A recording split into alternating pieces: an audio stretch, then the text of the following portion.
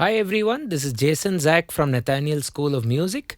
In this lesson, we are going to develop an exercise which moves from the major tonality or the major chord or even the major scale to the relative minor, which is basically up a sixth degree from the major as we learn in theory textbooks, or else from the minor to the relative major, you could consider the major to be a minor third apart. So if you take, let's say, the key of G major 1 sharp, its relative minor would be going up to a sixth, a major sixth, and that would be E minor, which is pretty much the same notes as G major but starting on the E. So from E minor, you can get to G major by going up a minor third. So you have that relative minor from major and relative major from minor ecosystem. And what we're going to do is to go from the major tonality to the minor tonality and then back to the major using basically a dominant chord. So what you heard in the intro video was G major going to E minor, but via the dominant of the E minor.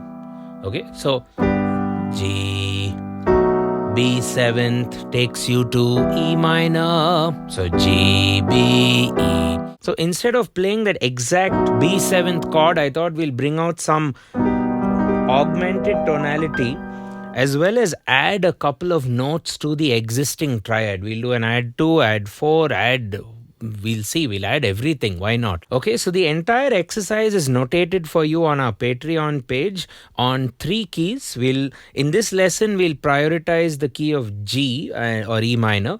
We might also hint at F and E flat, which are notated and waiting for you on our Patreon page. You'll also get my handwritten notes and a lot of other supplementary learning material for all of the lessons we do on our YouTube channel. So Patreon might be a nice space to be part of. So before we get started, it'll be awesome if you can consider hitting that subscribe button and turn on the bell icon for regular notifications. Let's get cracking. So I've developed an arpeggio pattern on 6/8, a very common time signature, at least for our channel. So you can check out some of our other 6/8 material in the description after watching this one. We've done a lot on arpeggios and other patterns and songs and like Wonderful World and so on. So we'll take a 6/8 ecosystem, and if you take a G major chord, a traditional 6/8 pattern would be 1, 2, 3, 4, 5, 6, 1, 2, 3, 4, 5, 6. Okay. But I'm not going to go to the upper octave. Instead, I'm going to add a note. So you take G major, G, B, D, and the arpeggio pattern would be built based on the shape of the chord or based on the inversion of the chord. So if you take root position, that's G, B, D. You might want to also get used to the first inversion, which is B, D, G, or the second inversion, which is D, G, B. So 3 shapes, G, B, D, B, D, G, D, G, B. And for each position or for each shape, we are going to add a note. So for the root position, G, B, D, we will be adding an A. So the 6/8 pattern would flow nicely like this. 1, 2. So instead of getting that carbon copy of a note, which is that octave, we'll get that colorful add note, add 2 or add 9 as some people call it. So first thing is to try and practice this arpeggio pattern nicely. And before we change it around, let's try and play the same arpeggio pattern but with the upper or the other inversion. So if I go B, D, G, the add note can be C.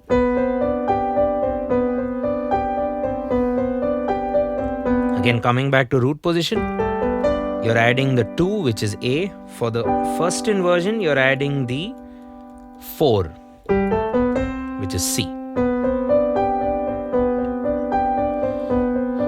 And practice the 6/8 arpeggio.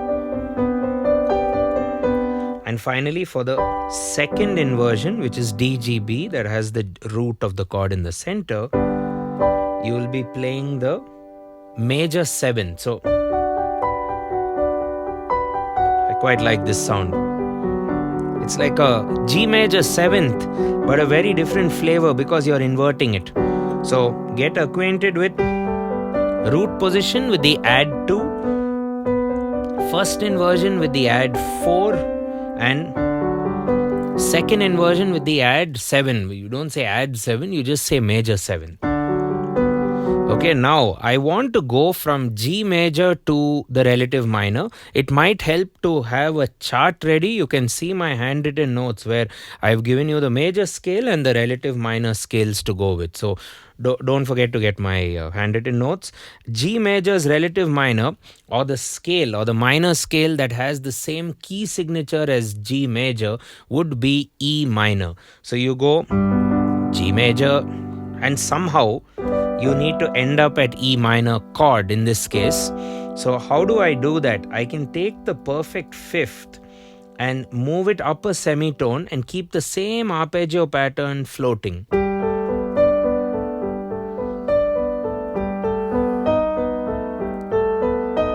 So what's happening there? I've ended up forming a G augmented chord. It's a very dominant sound in the sense it wants to pull to E minor, and you keep that same add note, and that's basically the exercise. So major, G major, take the 5 to the augmented 5th, then take the augmented 5th to the E, which will be the relative minor, E minor.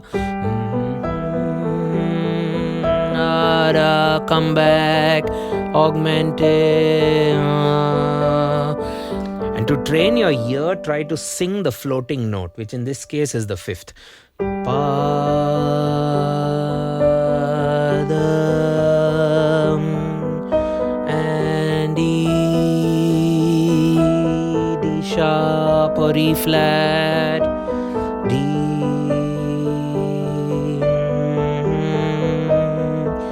Initially, both the hands could play the same thing, and later on, as a additional exercise, you can go play the block chords in your left hand.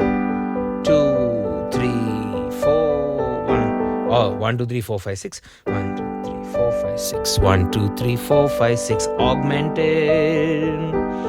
And the relative minor, back to augmented, resolve to G, G and G augmented, E minor, G augmented, back to root.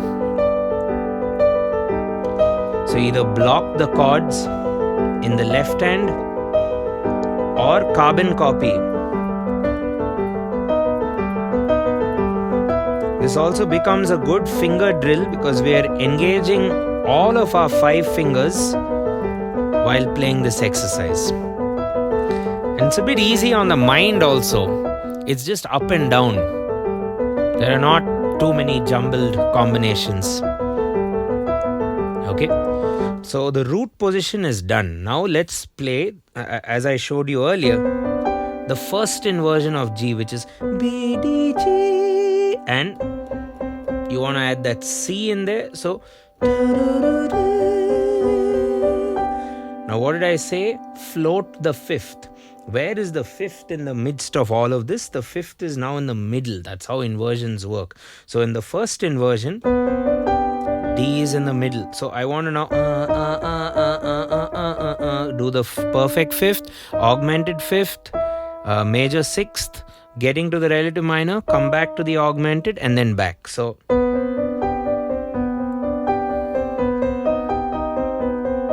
that'll be a G augmented, G major, G augmented, relative minor, back to. So we are playing G major in its first position, first inversion, with that add note, add 4 in the first inversion. We are adding 4, which is C. Going to the augmented chord. It's still a G augmented, but in the inversion. E minor. Back to augmented. Resolving to G.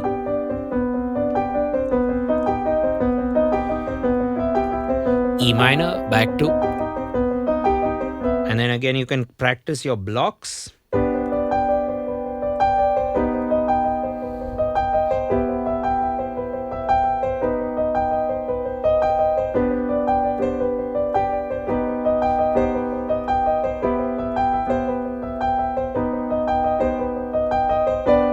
Okay, and last but not least, you do the inversion 2, second inversion. I'm preferring to not play too high. Actually sounds nice high as well as low. So I'm going to access it lower for now. So this is the second inversion of G, and the add note will be the major 7th in the G major scale, which is F sharp. So that's your default, which I taught you earlier. And now your Pa, which is your 5th, will keep floating chromatically. D sharp. The idea is to float one of the notes and keep all the other notes the same. That itself is a piano skill. So you don't know where to float. In this case, the bottom is floating as I am in the second inversion. When I'm in the root position, the top note was floating. When I was in the first inversion, the middle note was floating. Essentially the same middle note. And the second inversion, the bottom note floats.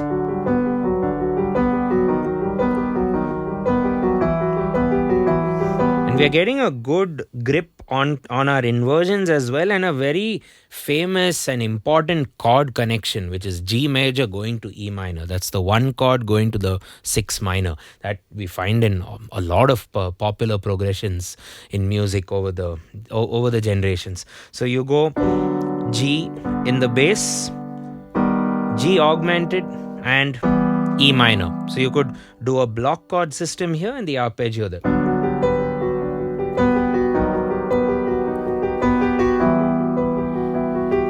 Try and add some dynamics as well if possible.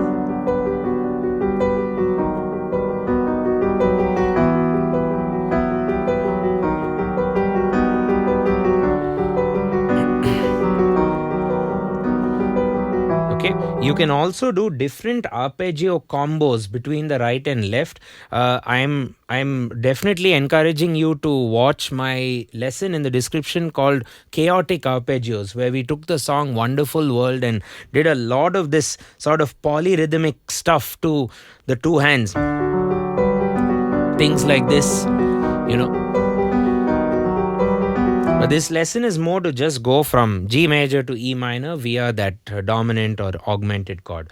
Okay, so I've pretty much done with the lesson, but I thought it's always good, on at least on our channel we focus on playing on multiple keys. So I'll just quickly show you on the key of F, and I'll show you on the key of E flat. F major's relative minor is D minor, right? Upper 6th.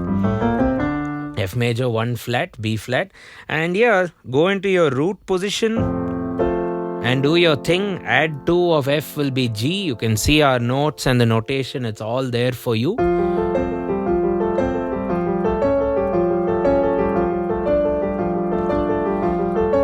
With blocks in the left, add some dynamics.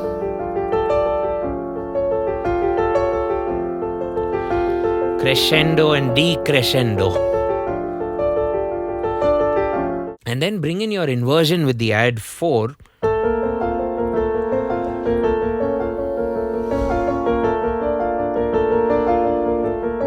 With a block.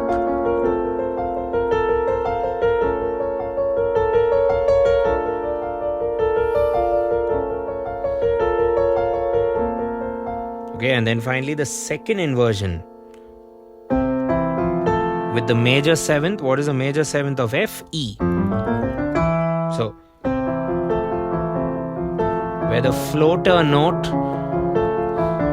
is in the bottom.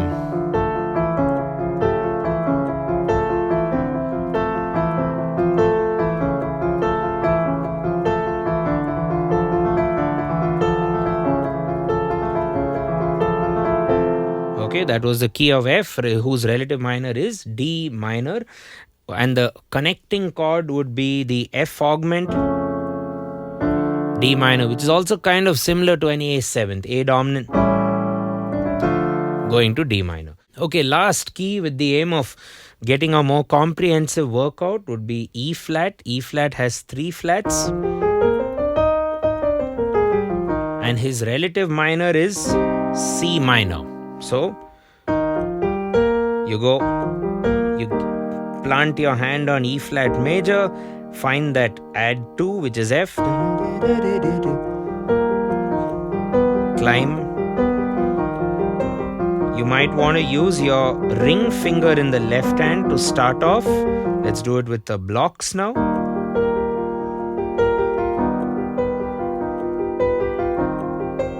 You should definitely do it on all keys. Now let's do the first inversion of E flat, which is a bit easier to play in my opinion. This one. So add 4 would be A flat, going to the relative minor, which is C minor. Now block it.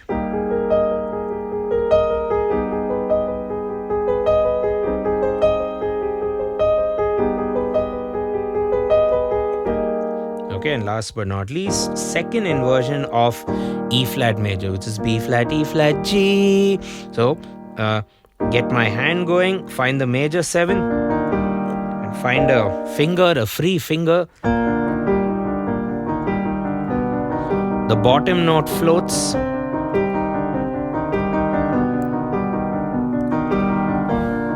There we go. Let's block it now in the left hand.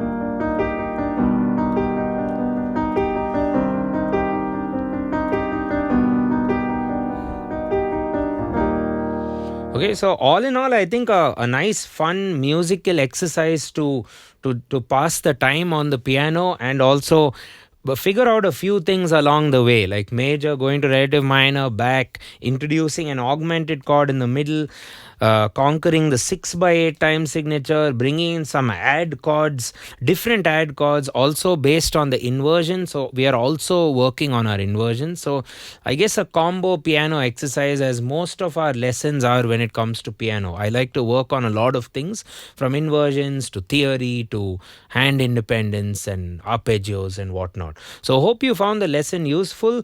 Don't forget to hit that bell icon so you will get notified of other lessons which keep coming regularly on the channel, and there's a subscribe button as well. If you like the lesson, please hit that button and support us, follow us on Patreon. And if you'd like to learn something in detail with more structure, unlike the YouTube ecosystem, you can consider heading over to nathanielschool.com and filling up a form, and our course advisor will reach you shortly. Thanks a ton. Cheers.